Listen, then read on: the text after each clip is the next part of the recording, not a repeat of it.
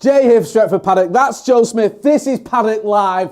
And apologies for being late. But do you know what? We're in a good mood. Yeah. We are. Because City have lost again. And it's funny. It's crazy. And I don't care if we're not even in the Champions League. It doesn't matter. No. City keep losing football matches. And yes, you can argue they'll probably turn it around against us this weekend. But right now, I'm going to revel in their misery. Because they haven't had enough of it.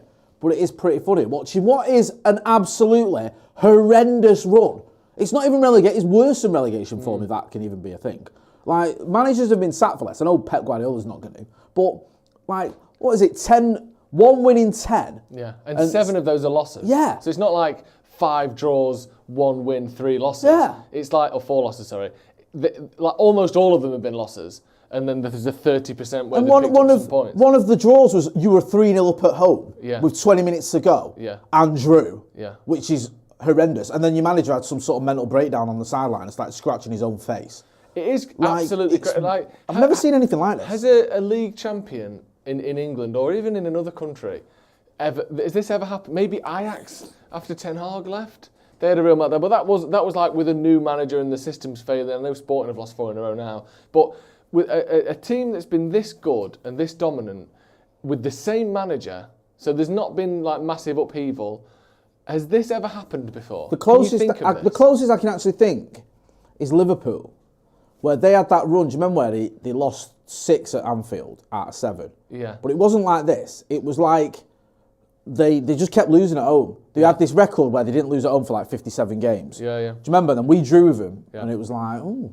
But they weren't league champions. I don't think they were league champions. I'm not sure. I think it was after one of the years where they challenged but didn't win it. But it was like they were a dominant team at the time. Like even if they weren't champions, I can't remember. But this is just crazy. Even this is worse than that. Yeah, and you look at the team as well. I know they've got injuries and Rodri's a great player and all that. But look at the team that played tonight. Go on, because you went through it before. So Edison was playing. They had Guardiola playing. They had Diaz. They had Walker. They had Gundogan, Bernardo Silva, De Bruyne, Grealish, Doku, Haaland, Rico Lewis. That is not a bad team. I know Juventus are good, but they're not like City aren't that depleted from their best. You'd maybe bring Foden in and Rodri in, and otherwise that's kind of their best team. It's incredible what's happening. It is incredible. It does feel a bit like what's happening to them now is similar to what happened with us under Moyes, in the sense that a lot of players are getting to that age where all of a sudden, because we had on paper under Moyes, and let's not it was Moyes that screwed that team up as well. It wasn't just the players all of a sudden got old over the summer. But on paper, you had Rio, you had Evra, you had Vidic, you had Carrick, you had Rooney, you had Van Persie. But a lot of those players weren't like at their peak anymore. No. This was like their last season. And me and you've spoken about this, and you've always said Jose Mourinho would have got one more season out of that team, and I completely agree. If he'd have come in from Moyes. Instead of Moyes, you got Mourinho. He'll get one more like he did at Inter, like he did at Chelsea. When he came back, he'll get them 32, 33-year-olds will have one swan song season where they get like 90 points and concede like 8 goals, and you win a league. Moyes didn't have it in him. But you had all those players that were like, probably it was a season or so too far for them. Yeah. And I feel like City are going through all that now where you're looking, and De Bruyne on his day can still do it, but his days few and far between. Walker looks like he's fallen off a cliff. Yeah. Bernardo Silva looks like he's lost a little bit of something. Yeah, Gundogan, again, I give you credit for calling this one, isn't the same player that left City. No. And he's not even the same player that was at Barca. He doesn't look right at all. And he certainly doesn't look right without a Rodri next to him or behind him, wherever you're going to play. Grealish, I know age-wise he's not done, but he's not really been at it since they won that treble. And I know he didn't get loads of goals and assists that season, but he was relatively productive in terms of like playing most weeks and was a big part of the team. Like that, we're pushing 18 months now, and he's been garbage. Like genuinely, that is a real issue. You spent 100 million on someone. Do you know how hard it is, right? To win the league, be English, and not get an England team. And be an England regular. Yeah, and to not get an England squad. Yeah. That is hard work. Yeah, it is. To be at a club that is as fancied as Man City are by everyone. Everyone loves City, even though they cheat. Yeah. Like, to be a part of that team and to be an England regular. And England fans love Grealish as well. He's not like he's unpopular. No. And still not getting that England squad. Like, something's going down there. So, yeah, it is funny. Yes, we know the derby is the weekend, and if they are ever going to turn it around, that'll be the game where all of a sudden Yeah. De Bruyne looks like he did in 2018 and Yeah. Haaland scores 8 goals or something stupid. Do you know what I mean? He'll score. Yeah. He always does. All of a sudden, Kyle Walker is fast again. Yeah. Like, what? Hang on a minute. It'll be one of those, but right now, I'm reveling in it. Dave Rowbottom, who's been a member of the Academy for 40 months, go on, son, says City's team have got wind of the punishment 100%. Nobody falls off like this. Not the so-called best team ever. Even if you say, I rate Rodri, and I get a lot of stick because I'm always praising him, because I just think he's a mint footballer. I hate City. Come on, man. Everyone knows my credentials. But I think he's just... If you're looking at like sort of FIFA style, like top trumps, his decision making and sort of just football IQ is like 100 out of 100. He's one of the few players where I've watched him against United, and I watched those games so angry. Yeah. Like, I hate City, I hate the fans, I hate the manager, I hate everything about the stupid inflatable bananas and everything. It's just shit. Yeah. But sometimes when I'm watching him against us, I just think, oh man, he's done the right thing again. That's just you've got almost old Jans up. I mean, I Yeah, can't 'cause I'm very bitter, but it's that kind of thing. But like, even losing him, it's not like he was the entire team. You shouldn't do this. Like, no, you shouldn't be at a point where you win 1 out of 10. No. And look at some of the teams they've lost to. Lose like Bournemouth and like Juve again are a good team, but they're not like unbeatable. They're 6th in the league. Spurs are so right. They beat them twice, haven't they, Spurs? Yeah. Like, what's going on there? I know. Like, something's going down. Anyway, we're going to get into United news. I just thought we'd revel in it a bit. It's crazy. Kimberly Carty says Pep, Haaland and City were always overrated. Lucy Verbalist says hopefully they've already got League 2 sponsorships in dressing room and they shook. Tamil says can Almiron do the double over City? Oh, Amarim. I think that meant to say. Let's just start with 1. Yeah. And even that's... Would you take a draw now? Yeah. Would you? Yeah, I would. Would you? No, I thought that. Would you not? No. Now, I feel like, do you know what's weird about this? Somehow, the narrative now will be like... If we don't beat them, we're shit. Yeah. Like, this is City who've won like 90% of the games at the Etihad over the last like 5 years or something stupid. Whose record against United is, despite the FA Cup final, is phenomenal. And yet it'll be like, United, Amarim again, he's not that guy. Yeah. Like, fuck off. Like, this is a game where City are going to be heavy favourites, and rightly so, but they just... People are always going about motivation and that, the derby and form goes out the window and all that. And I get all that, but it's not like City have got into tonight's game and thinking, we don't want to win. No. Or we don't need to turn things around, or we don't need to get going. Qualify for the Champions League. Yeah, like they need a win. They need to turn up. Pep Guardiola's doing everything he can to get a tune out of his team, and they've just not got it in him. No. So that makes me think that actually they might turn up at United and try the best and give it all they've got. But at the minute, all they've got ain't good enough. Tell you what I will say about that game. If we're clinical, we'll win. We will make enough chances to win the game. Yeah, I agree. Because City cannot stop teams making chances regardless of who they are. If we put our chances away, I know you can say that about every game, but if we'd have put our chances away against Arsenal, I still don't think, how many chances do we have? 1. So, do you know what I mean? Like, there's some games where you can score everything and you're still not going to win. We will have enough to win that game. It's just whether the likes of Rashford, who we'll get to in a minute, Xerxes, Bruno, Højlund, whoever it is, if they're clinical, we'll win. I do think that. This is the time for someone like Marcus Rashford or Højlund or Xerxes to not make a name for himself, that's a bit of shit, but to really sort of do themselves a massive favour. Yeah. Because you're never going to get a better time to play Manchester City. No. Not in this era. Obviously, back in the day you would have. But like, this is the perfect time to play City. If you go to the Etihad and you get a goal, or more than one goal even, then the manager's going to love you, the fans are going to love you. All of a sudden, everyone's looking at you going, do you know what? This guy could be the guy. You know what? Not just a goal. I mean, it doesn't even have to be a goal. Put in a performance. Yeah. Like Rashford now.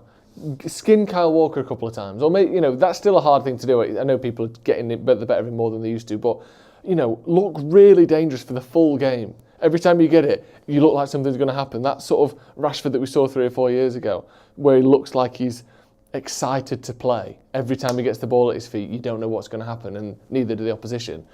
Have a performance like that can turn things around. We'll get to him in a second, because obviously there's been reports that a fee has been named for how much United would be willing to accept for Marcus Rashford. But before that, Jay, let's talk about Manscaped. Okay? Yeah, let's do that. The sponsor of tonight's programme. And do you know what, Jay? We've spoke about it, but I need to tell you again. Using our code Paddock24, you can get 20% off and free shipping off the new Beard and Balls bundle. That's taking care of upstairs and downstairs. And what time is it? Oh yeah, good point. Nearly Christmas time. It is. You know what I mean? Like, what better gift to yourself and your better half as well than to get your beard and your balls looking pristine. It's incredible. I love it as well because you've got the Lawnmower 5.0 Ultra, right? And me and you, Joseph, we've been doing this for a little while and we have seen the evolution of below the waist grooming technology by Manscaped. We used to sit here and talk about 4.0 like that was the pinnacle. And Manscaped laughed at us and went, boys, watch this. What's what we've got for you? And they gave us a nice juicy 5.0 Ultra. Then they went, we're not finished with there. No. Yes, we've sorted your balls out. We're going to sort your beards out now. So they come out with a beard edger that's got the 20 length options, Exactly. So no matter what you want to do with yourself, whether you want to have the Joe Smith special, or you want to look like this, Manscaped have got you covered. And the other great thing as well is, sorry to interrupt you, they're both waterproof. And these are just little things, but you think like, yeah, I can just do that in the shower now. Yeah. Like I don't have to worry. I don't have to do it because I used to do it, and this is genuinely true. I used to do it in the back bedroom, and then get the dustpan and brush for me pubes, and then where am I putting? And then you probably shouldn't put them down the plug either. But let's be honest, that's what I'm doing. You just don't have to worry about it. I used to sit backwards on the toilet seat, so the tackle was touching the cistern. That's not good either. No. There's no real good way to do it, except now, of course, it's all waterproof. So just do it. Stood up, looking at yourself downstairs. Stood up, and also, because it's waterproof, if you need to have a wee, you can do. Don't wee on it. Right, thank you very much to Manscaped. Use the code Paddock24 for 20% off and free shipping. Your balls and beard these days as well will thank you. Let's get into this Marcus Rashford story. Ethan, hit me. What we got? Make us cash, bud. Make us cash, bud. Marcus Rashford, make us cash, bud. Nah, man. No. I'm sorry. It's not it's not quite close enough to Marcus Rashford. No. It's almost okay. Yeah. But it's too distant from his actual name. Make us cash is good, like Marcus Rash, but Bud and Ford. Yeah. I don't know. Right. It's not that bad. I'll give that a 6 out of 10. Yeah. I think it's slightly better than average, but it's not good. Manchester United would consider offers, and this is mad, £40 million for Marcus Rashford. This is from the Daily Mail. I believe it's Chris Wheeler as well, who we've had on the channel recently. Friend of the channel. Exactly. United accept there are unlikely to be any bidders for the England forward in the January transfer window. United are under pressure to sell players to comply with profit and sustainability rules and raise funds for new head coach Ruben Amorim to strengthen his squad. Selling homegrown players counts as 100% profit on the PSR balance sheet, and for some time now, the spotlight has fallen on Rashford, who has been at the club since the age of 7. Rashford's loss of form and the contract he signed last year, worth a prohibitive £325,000 a week, means that his value has more than halved. Firstly, give me your thoughts on this whole United are willing to sell Rashford situation. Doesn't surprise me too much because these rumours have been going on for ages, and we keep having the same discussions and debates around Marcus Rashford. And I just wonder whether Marcus Rashford sees the reaction of a lot of fans. There's not a lot of love for Marcus Rashford at all. No. And it disappoints me somewhat because I get the criticism, I do. But I think it goes beyond that a lot of the time. So, like, I saw it the other day at the game. Like, Bruno played a pass behind him, people screaming at him. And I thought, that's not his fault. Like, I get he might do things that are frustrating. But if literally a player plays a bad pass to him that is behind his run, you can't, like, and people like, this is at the ground where, you know, we usually get the fans who are quite supportive. I just think that we're in this mode now, and I've seen it with us on air. I can sit on a video and go, Marcus Rashford has been poor this season, he needs to fix up. I hope he turns it around. And people criticise you for that, saying you want him to play better, you want him to succeed, you want him to score goals. People are that angry with Marcus. It's like, even if you say, I hope he gets better and I hope he helps us win football matches, people won't have that. And I think that's insane. I do think genuinely, when you look at everything with social media and the era we're in and all the rest of it and everything, the way United are at the minute, I can't remember a United player getting as much grief as Marcus Rashford. I think it's to the point now where people genuinely like hate him. Yeah. And that to me is a bit much. It's not a bit much, it's far too much.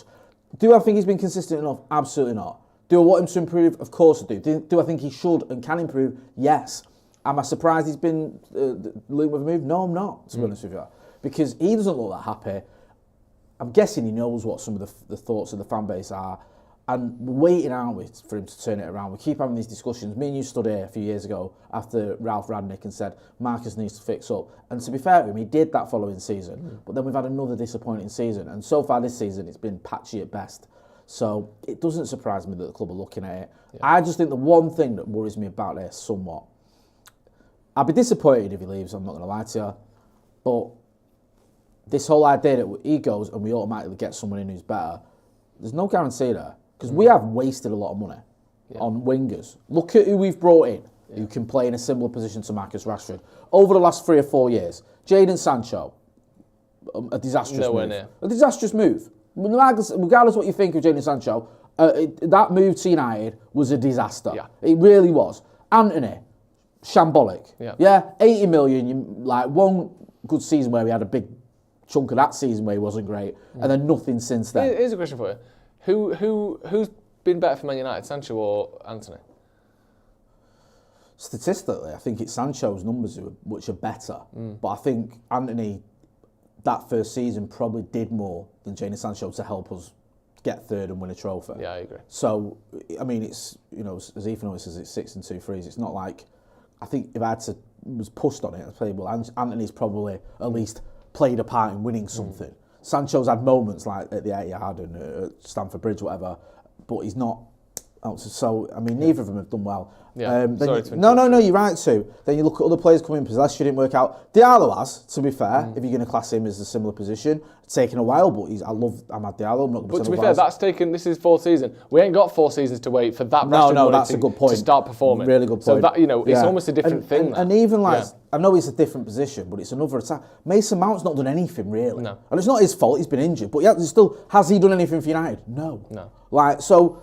This is what worries me. We spent similar money on Joshua Zirkzee, and already people have had enough of him. Well, look at and not just like the track record of what we've spent before, because some people could argue, well, just because we spent badly in the past doesn't mean we'll spend badly in the future. Who is around? Who are the best left wingers in the world? Take Mbappe and Vinicius Jr. off the cards, because they are not coming. I mean, Mbappe would be impossible. He's literally just signed. Vinicius Jr., unless we spend 250 million and he has a lobotomy, he's not going to join Manchester United either. So they're gone. They're off the table. The next best left winger in the world right now is who? Genuinely. Who is it?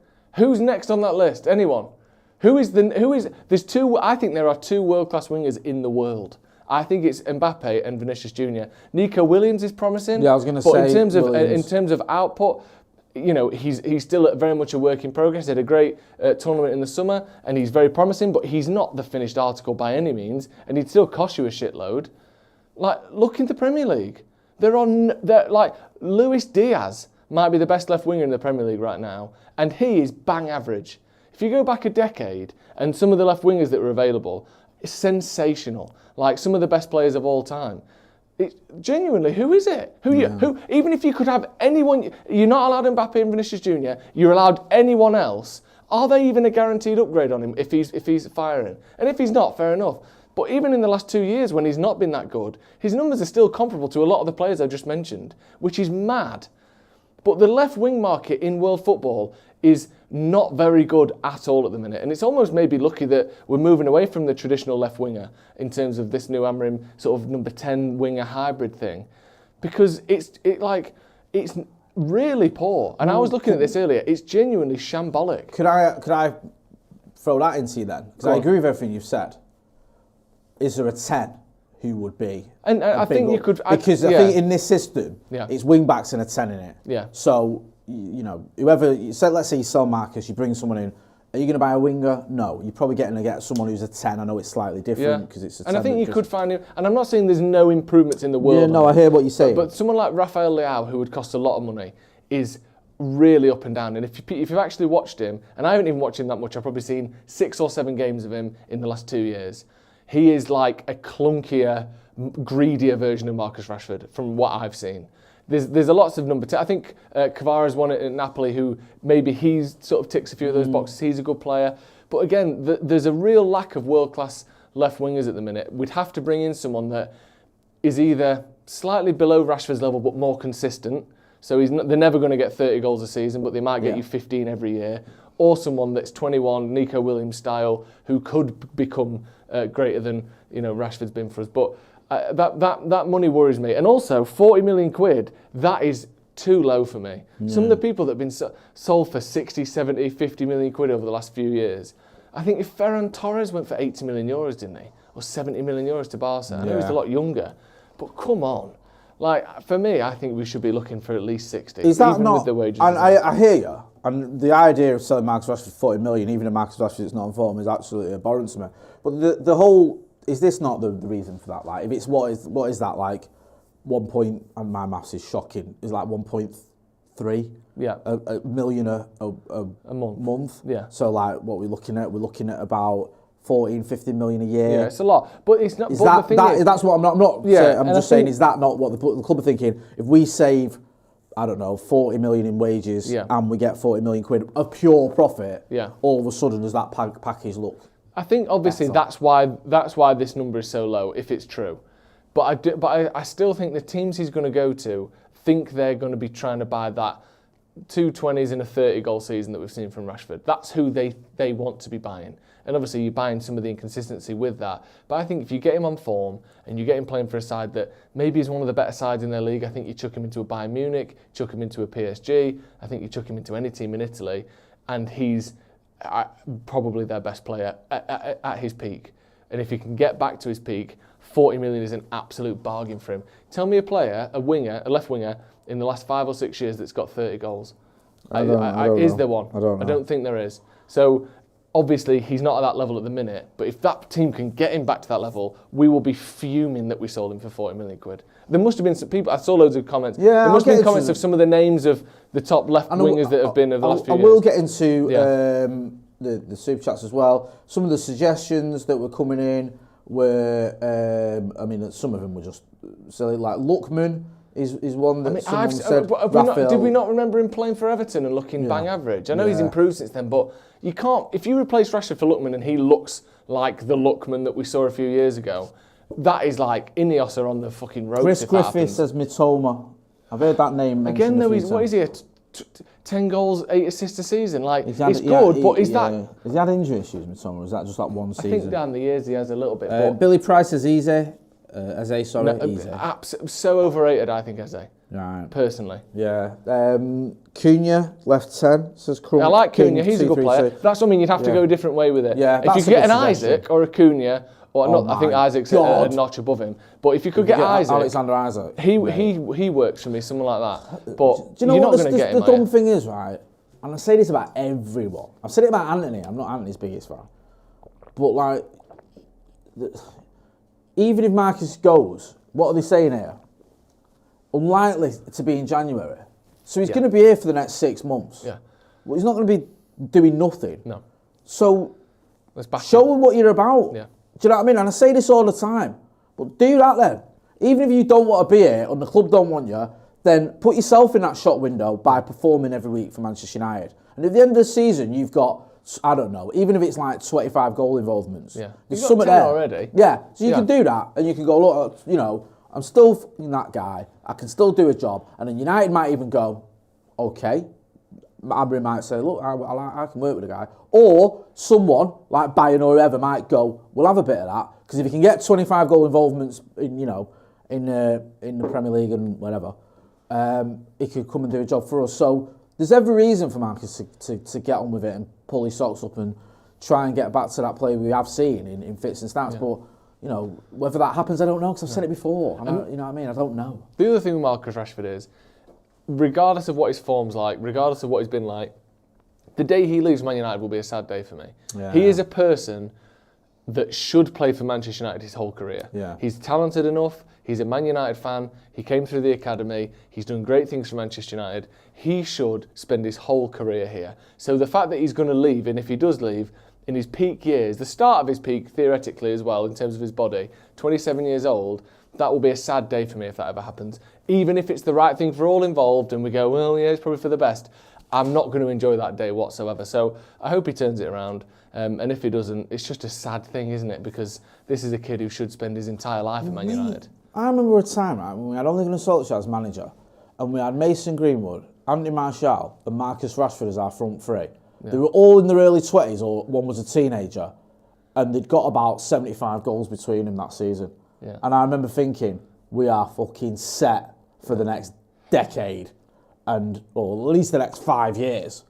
And now it's like 4 years later, and 2 of them have gone for different reasons, obviously, and the other one, you struggle to find, 1 out of 10 United fans who think he should stay. It's like, I can't believe what's gone on. I really can't. I thought that was an area we'd be like, look, attack-wise we're sorted. Let's sort out the defence and midfield and we'll have a title challenge.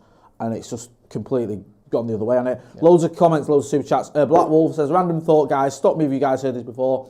But does Howson look like Kevin Owens from WD? He does. We've heard it before, but he does look like him. Yeah, that absolutely, he sent Ronaldo Brown into hysterics the first time he heard that. Wayne Davis, who's been a member of the academy for 47 months, says, can't believe people compare Pep to Sir Alex Ferguson. Burnt out and lost the plot after 8 years. Sir Alex Ferguson lasted more than 3 times. I said, you know what? People just forget how Sir Alex Ferguson just transcended eras. Like 1992, 93 when we won that first Premier League, and 2013 when we won the last one, was like a different sport almost. Yeah, you've gone from like Brian Clough still managing to Pep Guardiola. Yeah. And you've been the best manager in the world the whole time. What? Like, just think how intense... And also, let's not forget how intense it is being the Man United manager. Yeah. And that didn't start after he left. No. He was here for 26 years, under more scrutiny than Pep's ever been under, by the way, for the whole thing. Bro. And just did it. Pep had to quit Barcelona after 3 years because he couldn't hack it. He looks like he's on the cusp.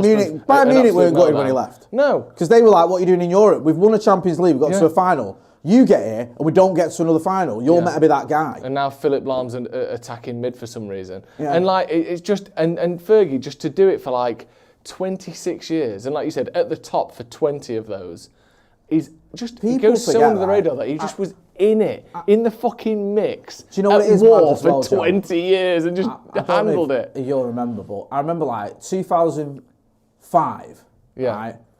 We'd gone 2 whole years without a title. Yeah. We lost the FA Cup final on penalties. Yeah. I think we finished 3rd. Jose's here now as well. Jose, right? Who's going to blow Sir Alex out of the water. Like Arsenal the season before obviously had that title winning season where they drew 12 times. Jose's come in and won a title with I think record points tally, the lowest amount of goals conceded. The Scousers benefit from Jersey Dewsdet going off his line and they win the Champions League. So everyone's looking at it and going, is Fergie still that guy? Wenger, Benitez, Mourinho all seems to have the upper hand at the minute. People are questioning him. And the guy delivered like 7 titles in 10 years and people are going, is he that guy? And what does he do? He's in the middle of a rebuild, and next thing you know, here's a load of more titles, another Champions League, and another period of dominance. Like, you could never count him out. No. Pep now, he has a wobbly one, and the wobbly one's just getting worse. Yeah. Alex Ferguson never had a spell after he first won that title where he went 1 win in 10 games. Do you know what I mean? He might have had a wobbly one when he first arrived, when he was rebuilding the team. Certainly once he got going, he never went for anything like this. But even then, he never lost 5 in a row. No, you looked it up, didn't it? It's like 1940 was the last time, whatever it was. 1940 was the last time United lost 4 in a row. Give me that. So, yeah, I mean, what we're seeing at City, I have never seen before. No. And, like, people want to compare Pep Guardiola to Sir Alex Ferguson. Sir Alex Ferguson built the entire team and the club back from the brink. It was like Alcoholics Anonymous when he arrived. It really was. I'm not saying that to be disparaging because, you know what I mean, people in glass houses. But there was a massive drinking culture and an injury problem. Players that weren't good enough. And when we won that first title in 92-93, not one of the starters was a player he inherited. Yeah. Brian Robson was on the bench by this point, but if anyone wants to question that, every single player in that 11, he'd either brought through the academy or bought. Yeah. Pep Guardiola, right now, I think, with De Bruyne in and out, is the first time it'll be a complete team that he's assembled. Even last season it wasn't. This season it will be. And they're absolutely flopping. They're absolutely they're in all sorts of disarray. So you're right, I won't have it. Let's move on anyway. Yeah, what we got next? What's our next story then? Sorry, I have got some more super chats that I will get to in a minute, but go on. Half the squad away. I actually don't mind that. I don't really get why they're being compared to Liam and Noel Gallagher. Why are they being compared to Liam and Noel Gallagher? Just because of the song. I really like this. Do you? I absolutely love this. Right, genuinely. Why? I love this as much as I love my favourite child. Really? Because, right, it's a bit of an obvious story. We've heard this before. Every year we hear it. Yeah. Half the squad's going to go. Yeah. Right? That is proper thinking outside the box by two people who are obviously out of the fucking tree. Yeah. Like, it is crazy, but I love it. Yeah. And the fact they've gone a little bit further and made what can only be described as an absolutely horrific graphic. And the maddest thing of all is, I mean, Amorim looks nothing like him. No. That looks a little bit like Noel Gallagher. I thought it was at first. Jim Ratcliffe looks a little bit like Noel Gallagher. And that's an insult to Jim Ratcliffe. Yeah. So I don't really think Noel like Gallagher it. can run a marathon in 4.5 hours. Yeah, exactly. I think this is really good. Yeah. And even the fact they've done it in like Liam's voice. Yeah. Do you know what I mean? Yeah. If only this story had anything to do with Liam and Noel Gallagher, or even City, it would be a 10 out of 10. I like it. I think they've made a... I do think it's good. Do you know what I used to love, right? You remember do you ever used to watch Soccer AM? Yeah, occasionally. And you know they used to have Dermot Gallagher on? And it was just Liam Gallagher, and he said, "We're out here today in the sunshine." Well, it was just Dermot Gallagher, but they used to pretend he was like Liam Gallagher. And he used to say that. And it was just the same joke every week. Yeah. But every week it used to make me, like, I used to laugh hysterically at it. I just thought it was so funny. And like, it was just, that was all he did. Dermot Gallagher's here. Joke every we're single out here week. today in the sunshine. I used to think that was mint. Yeah, I don't know why. So it's tapped into that. Yeah, it's tapped into that. I really like this. Well done, guys. Well done, everyone. We're really proud. Let's have a look at this then. United are prepared for a squad overhaul across the next 2 transfer windows. This is Florian Plettenberg, who's he's just gone to his little transfer machine and turned the dial up to 12 in the last couple of months, hasn't he? Yeah. I think a lot of people have noticed this. So with this, he's saying that internally, Man United agree that over half the players in the squad are serious candidates for sale in the winter or summer if a good offer comes in. Ruben Amorim is to be given the opportunity to make a rebuild, which will require urgent sales. Currently, players considered unsellable include Diallo, Mainu, Mazraoui, Dilict, Yoro, Onana, and 2 to 3 other key players. Mad that he just went, 2 to 3 other key players. Who shall remain unnamed. This has been a story for a while, hasn't it? Like you said, it's something that keeps coming up. Are we any closer? What? To being any good? No. We've just got to start again. I know. I thought, like, what? I mean, I like Amorim. I think he's a very good coach. I think we can be successful with him. I think the 3-4-3 can work in England, etc., etc. But if you were someone in charge of continuity at Manchester United, why the fuck would you start a manager with this new system that doesn't rely on wingers, that needs wing backs, needs extra centre backs, and needs loads of number 10s? Why do you think that happened? I think it's just a case of almost like what Chelsea used to do, and they still do to a certain degree. Who's the best manager who's available? Yeah. Like, that's your question. And that's the only question. That's the only question. Chelsea did that. And I remember saying it a little while ago. I said, we're more like Chelsea than people will admit. We do something similar to what they do. We just don't admit we do it. We just don't win. Yeah, and we don't win as well. Like, we don't just get short-term managers in. No, we get people in for the long term, and then we sack them after 2 years, exactly what Chelsea do. Yeah. But I feel like that's what United have done. They've gone, who is the best manager? Like, literally, the most gifted, talented manager who's had the most success, who's available. Yeah. Like, who is it? Who is the one? Like, give me a list. Who is it? And Ruben Amorim's top of that list. You can argue maybe Alonso, maybe... Tuchel in the summer. Yeah. But who is the one right now, when we've decided to get rid of Ten Hag, who's the guy you can go out and get that's available? That's the key. Who's the most successful? Who's the best? Yeah. And it's Amorim. So maybe it doesn't fit in terms of who we've got in the squad, but that's the best manager. So fuck the squad, get him in, and we'll start shipping some of them out, which is kind of what Pletty's saying. Yeah. Do you know what I mean? I'll get in some super chats and then comments as well. Black Wolf says, random thought, guys. Oh no, sorry, I said that one. Joshua Bowater says, Steve was right in his vid this morning. We don't really need to replace Rashi. Doesn't have a role in this team, but we can use the money on other areas. That's a good point. OMD Willie Turnip says, if we sell Rashi for 40 mil, I am going to end it. Well, don't do that. Joe C says, Rashford plays like a guy who's had 8 managers in 9 years. Yeah. 2 things can be true. Rashford can be inconsistent and should have performed better at times, and also has been badly managed. Yeah. Like, those 2 things aren't mutually exclusive. Tom Boyce has been a member of the academy, the first team for 12 months. Says it's not like United deciding to sell a Giggs, Neville or Scholes taste sour. Joe C says Fletcher O'Shea wears non-spent career at United. Hands up for the Panther. So saying this again, can we check on the mental health of Rashford? Some don't care. Some United fans are grifters. Fans did this, ruined him. Football is entertainment, not the beautiful game for them. I agree on the mental health thing, and he doesn't look happy, for want of a better expression. I understand that is a consideration with all footballers, and there's something going on with Marcus Rashford. But from what I gather, I think the club are, working with him, and like that's something that has been looked at. So I don't think it's ignored, and it is a fair comment. But I don't think that we can say we shouldn't criticise him because of his mental health. I know that's not the point that's being made. Also, Yusuf Bar says most of the time we don't sell them, they run their contracts down and walk out for now. That is a great point. True. Fred Army says our attackers are a huge issue, and unfortunately they are the most expensive positions to fix. I am really, really concerned and worried, which is the same thing, about our attackers, how much money we've spent, and the fact that if you're going to play Diallo as a wing back, right, and if you're going to play Bruno as an 8, there's a possibility that your entire attack ain't good enough. There's a possibility. I might be wrong, but we don't know whether Mount is going to turn it around. We don't know if Garnacho is quite the guy we think he is. I hope he is, and I like Garnacho, but we don't know. No.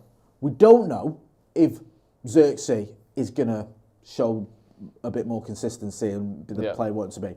We don't know if Højlund is definitely going to be that guy. It looks like he could be, but we don't know. That is a worry for me, is that we might end up looking at it going, actually, none of the attackers are good. Rashford might not get his mojo back and end up getting sold. That's a worry for me. Because usually at United, you've had 1 or 2 where you can go, you can rely on him. He'll be all right. He'll get you. Yeah. But I don't know. At the minute, I don't know. Yeah, we've always had an Andy Cole or a Rooney or a Van Persie or someone where, even like Cavani, he didn't score every week, but if he's in and amongst the team, he's going to get you goals. Latam was the same. Like at the minute, any of these players or all of these players could conceivably go 8 games without a goal and you wouldn't be shocked. And you can't have your whole front line. Like you look at the other top teams. If Haaland goes 8 games without a goal, I know he's not far off that at the minute, but that would be stunning. Salah the same, Saka the same. Even Solanke or Son going 8 games without a goal would be a bit mad. Whereas none of our front line would sort of shock you if they did that. Let's have a look at our next story then. What we got? Sancho poaches as Red Scramble. Sancho poached as Red Scramble. Poached as Red Scramble. Thoughts? Little egg joke? It's all right. I don't think that's any worse than the last one. Really? The last one was amazing. Yeah, well, I know. You like Why did you like that one? Did you like it because it's Manchester? God, you sound like someone who whereas we get this is the accusations I get when I'm not laying into Marcus Rashford. You don't like him because he's from Withenshaw. You know what I mean? That's that postcode. No, to be fair, I don't even like Oasis. I used to, but the two blue and sorry. Yeah, there they are. Jadon Sancho contract clause leaves Man United with egg on face. With egg on face? Egg on face. Egg on face? Leave it, put one in fall, I've got egg on face. Sancho has played 10 times for Maresca's team this season, while claiming 2 goals and 5 assists as Chelsea sits second in the Premier League. United boss Amorim will be exasperated to learn that the Blues can also trigger an obligation to buy Sancho for a cut price fee worth between 20 and 25 million should they finish at least 14th in the table. Sancho's move to Stamford Bridge seemed a good fit for United on paper. However, surprising return to form will now be giving the Red Devils pangs of regret as Amorim scrambles to find a suitor out wide for his 3-4-3 system. This is shit, isn't it? There's a few things that are wrong with this, first of all. What does this say? Can trigger an obligation to buy. Those two things don't work. It's not like you can choose whether. I've done that about 100 times. I know there's a light behind you. This doesn't make sense. They can trigger an obligation to buy. No, well, it's an obligation to buy. You must trigger an obligation to buy. They don't have a choice. That's what obligation means. So this whole thing of like Chelsea have got one final move they can play to really fuck United over. If it's an obligation, they have to do it. As long as they finish above 14th, which was always going to happen, it is an obligation to buy. So there isn't like another thing Chelsea can do to hurt us here. Also, United boss Ruben Amorim will be exasperated to learn that the Blues can also trigger. No, you don't. How do you know that? You don't know that. You might not be bothered. He already knew that. Yeah. He must already know that. And also, this other thing here is it made good sense on paper. However, his surprising return to form will be giving us pangs of regret. I don't know a single Man United fan who wishes we didn't get rid of him. He literally was a disaster for us. Regardless of what he ever does for anyone else for the rest of his life, we should have got rid of him. I'm not here to give him another season and another season and another season at Man United to turn it around a little bit. And I know he's got some decent numbers for Chelsea, but he has hardly been an absolute star for him. The goal he scored the other night was really good against Tottenham, and that's the best thing I've seen him do. But it's still a lot of going up to his man, cutting back, laying it off. Going up to his man, cutting it back, laying it off. He's a good player, and he's always been a good player. But there's not a single part of me that wishes he was still at Man United. And maybe there should have been something in the fee of, if he gets 10 plus goal involvements, it's 30 million, etc., etc., etc. Maybe 25 will look a bit low if he goes on and gets 8 goals and 15 assists, or, he's not going to get that, but you know what I mean? Something really good. But I don't wish we'd kept him one single iota, do you? No, and here's another one. You talk about Rashford's transfer wages. Look at Sancho's wages. Sancho was on like 300k a week or something like that, because we were desperate to get him in from Dortmund. And we've had different managers. It didn't work with Ollie, it didn't work with Rangnick, it didn't work with Ten Hag. Like, he spat his dummy out with that whole, he wasn't up to it for Arsenal, for no good reason, right? Maresca's dropped him for games, or he's been rested. Like, it happens. You need, like, and also Sancho's one of those players that, when he's on it, it looks mint, but he can fall off it. He can, even at Dortmund there was issues at times with him not turning up for training and staying in England longer than he should have done. And this was when he was a kid as well. So I don't get into this whole thing. It's always the same with United. Yeah. Do you know what? Right, here's one for you. I saw a few years ago, and forgive me if you're one of them, I don't think you were. Like, people going, Memphis, shouldn't let him go. Fuck off. Did you watch Memphis Depay for United? Yeah. Are you insane? Like, of course we should have got rid of him. What are you on about? Just because he went to, was it Lyon, and did well for a bit, and then did okay at Barcelona for a season? Like, what? Fuck off. Like, Alexis Sanchez went to Inter and won a trophy. Yeah. Do you think we should have kept him? No. It's just like, as soon as a player leaves United, for starters, there's less pressure. There's not the same amount of pressure at Chelsea as there is at United. Not when you've gone to Chelsea and they've got 87 players and you're about 85th in terms of the cost. When you're at United and you were like our 4th most expensive signing ever, and we all thought you were going to be the missing piece of the title-winning puzzle. We've had managers at United that couldn't get a tune out of him. It's not just that he wasn't playing. It was at one point he had to go away and address certain issues, whether it was physically or mentally, just get better. Did that, came back, still wasn't great. United did what they could. You can think Ten Hag wasn't the right man for the job, and he ultimately wasn't. But I also don't think Jadon Sancho was the right player for us. You can go to Chelsea, you're in a team where the expectation isn't as high, even though now they're sort of pushing towards the title challenge. You didn't cost anywhere near as much as you cost Manchester United. You've also got, in players like Cole Palmer, for example, an absolute match winner, which takes some of the pressure off you. Occasionally you can give a 2-yard pass to and stick it in the top corner and we haven't got one of your assists. Yeah, we haven't got that at United. Like, it's just a completely different scenario. And it'll happen. People will be going, you know what? The best thing that could possibly happen with this move is if Chelsea win the title, it'll be the fucking best transfer United have done since we bought Eric Cantona. Honestly. To stop Liverpool winning? Yeah. Honestly, because I think Liverpool could end up winning the fucking lot this season. I do. Everyone's shit except them. Yeah. And I genuinely think they could end up having a season like City had a couple of seasons ago, where you just think, fuck me, they're actually not going to stop winning, and they don't. Whereas if Chelsea win the title, I'll be singing Viva John Terry without the fucking bit at the end, even though I hate him. You're right, Joseph. We're not worried about that. No. Shall we have a look at our next story then? This is a big one actually, because it looks like United are actually going to be signing someone. What we got here? The only on that I want. The only one that I want. Only on. The only on that I want. You could have said, like, you're like the song. Yeah. You're the only on that I want. Yeah. That is what it says. Yeah, but it's not. Oh, is that the song? Is the song called The One I Want? I don't know what song you're on about. From Greece? Yeah, I thought... Yeah, the one... Oh, right. Oh, no, it's not. It's just you're the one that I want, innit? It's not only, Yeah, the one that I want. The only one You're the one I want. So you could have had the Charlatan song, The Only One I Know. Yeah. The only one I know. Yeah. It's harder though, isn't it? Yeah. I don't know. I don't know. Like, what's the... Is there a saying like that? Or is it just like... The only one I want. I think it's like it's in love garbage, it's kind of a saying, isn't it? Right, you're the only one I want? Yeah, like, oh, you're the only one I want, Jay. Yeah, I don't like it. Don't like it.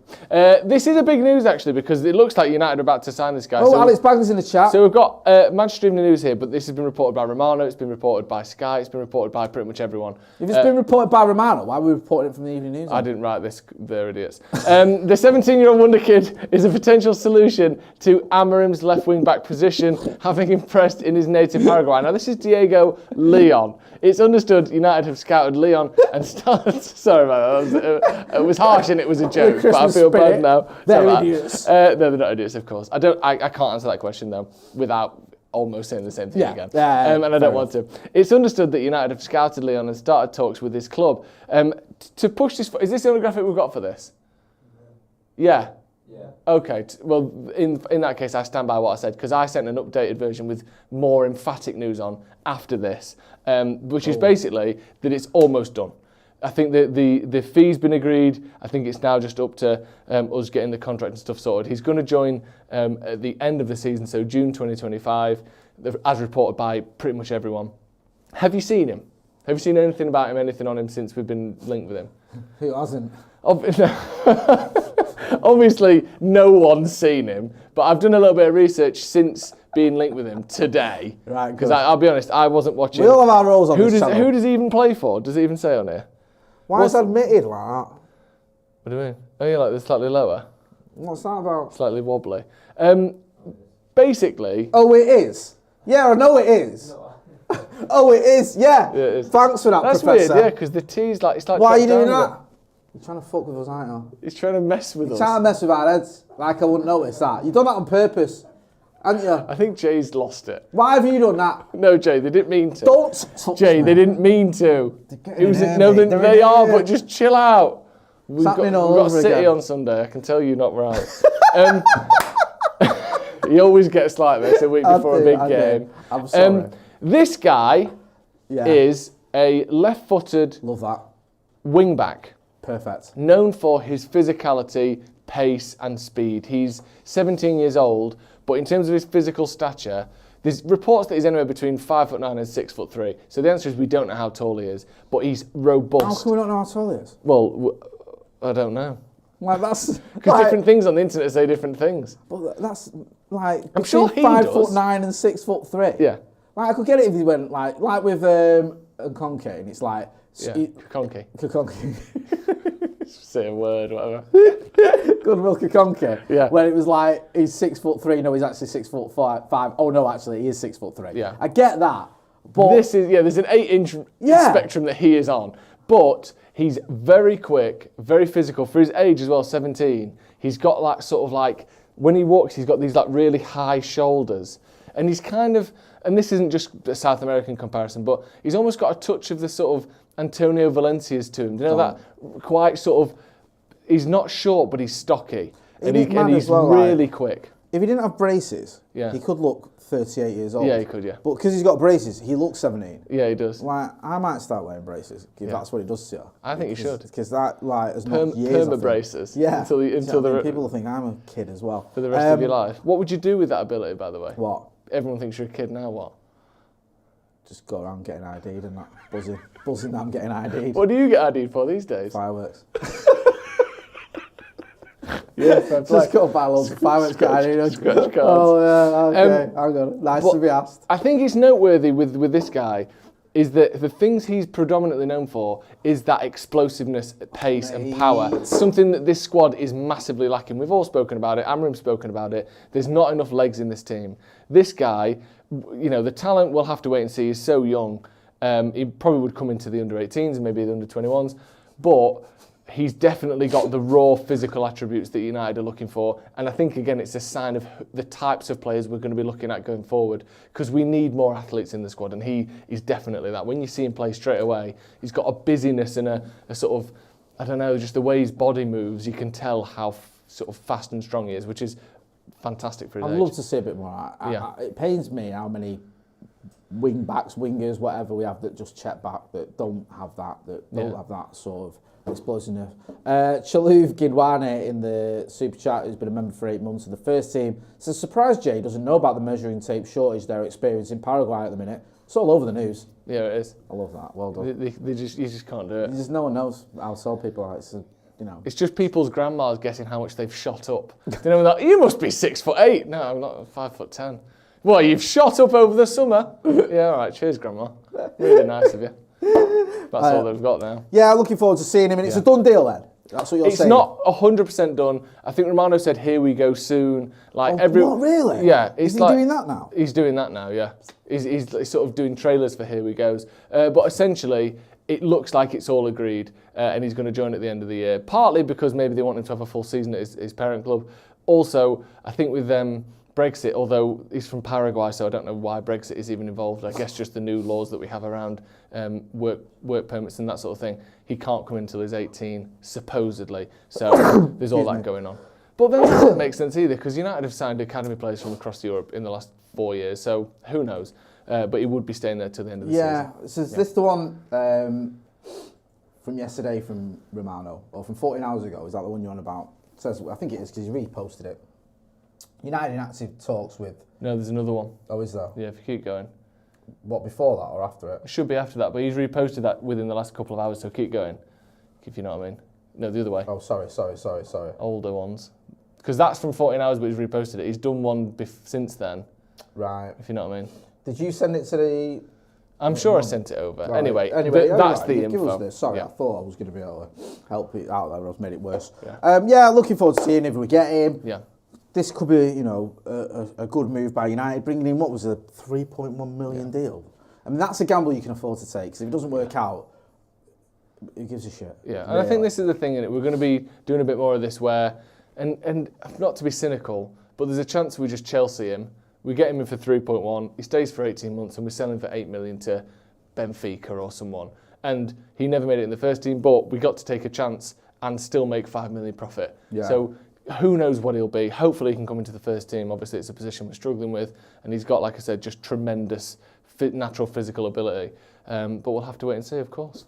Yep, love that. Is that last one? Yes, let's wrap it up there. Really good. The puns I thought were okay.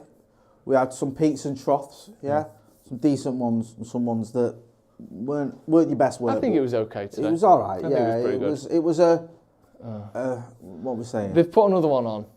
What's this? Jim's an ashtray.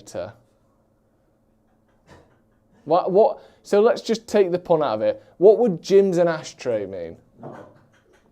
Ethan's only doing. Listen to Ethan's absolute muttly laugh there. So let's take the pun out of this. What the fuck does Jim's an ashtray mean?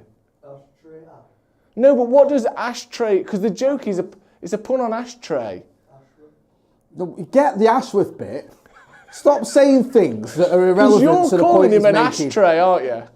What's that? Is that even an insult? He's dusted, apparently. Ash isn't dust. That's nonsense. You know it's crap and you wanted to show it anyway, didn't you? Listen to him laughing. He loves it. And this, by the way, is an absolutely bollocks story, this. This, for me, is the peak of let's kick United while they're down. Right. Because this story is the women's team have reportedly been left deflated by the exit of Dan Ashworth. And this isn't because, anything bad has happened since or that promises have been broken. It's that because he was dead keen on the women's team and now he's gone, they're fuming. But to me, that I don't think that paints the truth in a particularly fair light here. Because yes, he was passionate about the women's team, which is great, but that doesn't necessarily mean that now he's gone, no one at the club likes the women's team anymore. And I just think that this idea that there's a big problem with the women's team now and there's a big problem with this, that and the other because he's gone, to me, I don't think that's quite right and I don't think it's fair. It says there, the co-owner Jim Ratcliffe recently called the men's team the main one and admitted it was hard to focus on the women's project. Yeah, that's not good. But that's nothing to do with Dan Ashworth. United, who sit fourth in the Women's Super League, with this summer turfed out of their training facility, okay. Ashworth was said to be very passionate about Mark Skinner's side. Great. But that doesn't mean that Jason Wilcox, Omar Barada, and all of the people directly involved in the women's team aren't passionate as well. And it's a shame, obviously, that Jim Ratcliffe has said the things that he said on that front. But I just think, I don't know, it's just not fair to me that. I think it's anti-United for no real reason, personally. Yeah, it is. It does feel a little bit like that. I mean, the women's team has obviously been a bit of an issue since Sir Jim Ratcliffe announced his intention to try and buy Manchester United. Yeah. because it didn't seem like he was that keen on it. It doesn't seem like he's that bothered, does it? Let's be honest. Interview in United We Stand, kudos to Andy Mitten for getting that interview. And he was pretty honest, if you can use that word to describe his feelings towards it, as it says here. It was like, his focus is the men's team. He's obviously not bothered about the women's team, which is sad to see, because I don't think, like, it's not like, we're too busy for the women's team. We haven't got enough time or energy to be looking at the women's team. If you're going to have a women's team at Manchester United, representing Manchester United, wearing a badge of Manchester United, playing in front of Manchester United fans, then make sure they've got the tools to be one of the best teams around. Don't just have them as an afterthought. No. Don't have them as so they're almost geared towards failure. Do it properly. And it's not that fucking deep. You don't have to spend 300 million quid on a women's team to get them competing. You just have to spend a little bit of money on them and not treat them like shit. And I don't want to get all deep with it, but I've been to watch the women's team. I've taken my daughters to watch the women's team. It's nice for them to see women playing for Manchester United and to know, my youngest has just started playing football, to know that one day she could play for Manchester United, just like my lad could. That's a nice feeling that she's got and that I've got as a dad. And to see him like, oh, we're not asked, was proper deflating. It was annoying. I'm not going to pretend I'm a massive fan of the women's team. I've barely ever been to see him, but I want us to have a successful one. I think we should have a women's team. And this idea that it's an afterthought is bad. And also this that without Dan Ashworth, the fucking wheels have come off, is a load of bollocks. Yeah. So you're right. I'm going to leave it there. Thank you to everyone who got involved in the chat and the comments. Susan Lively Sue says, who's been a member of the Academy for 27 months, says, I love your videos. Yes, thank you. We appreciate your Before support. we go as well, go on. Starting on the 25th of December, the 12 Days of Paddock giveaway will be back, where every day for 12 days we give away a prize to our members. So if you're already a member, don't worry, you're literally already going to be in the pot for all those prizes. It's a random draw. But if you aren't a member and you want to be in with a chance, we'll reveal the prizes very soon as well. If you aren't a member and you want to be in with a chance, join the membership. You get automatic entry to all of those prizes as long as you sign up before the 25th of December. And of course, you get all the bonuses and perks that the members get as well. Extra videos, behind the scenes stuff, vlogs from away days as well. So check that membership section out. And now more than ever is the perfect time to sign up if you're thinking about it. We need to do a fantasy football this week on members. How did you get on this week? Not great. I know. Have you done well? No. I think last time I checked, I've got about 3 points more than you. But I have to take advantage of these rare occasions. I mean, to be fair, Mbeumo put him in, didn't we? He scored. Did you a solid there? Give me some of those points. I said he was on my list. Yeah. But all right then, you can have him. Yeah. Right, big thank you to everyone who got involved in the chat and the comments. Don't forget, if you're not doing, to subscribe to the channel. Go and check out the membership section for extra content and the opportunity to take part in the 12 Days of Paddock and win some amazing prizes. We're going to be back tomorrow with a watch-along for the trip to Victoria Pilsen. Preview first thing as well. Preview first thing in the morning. Me and the boy Wonder are going to be on that. So make sure you're hitting like, share and subscribe so you don't miss out on any of that. Big thank you to Manscaped sponsoring this podcast. Go and check out Joe and Sloppy Joe's podcast. You know where to find me. That's been Joe. I've been Jay. This has been Paddock Live. Thanks for watching.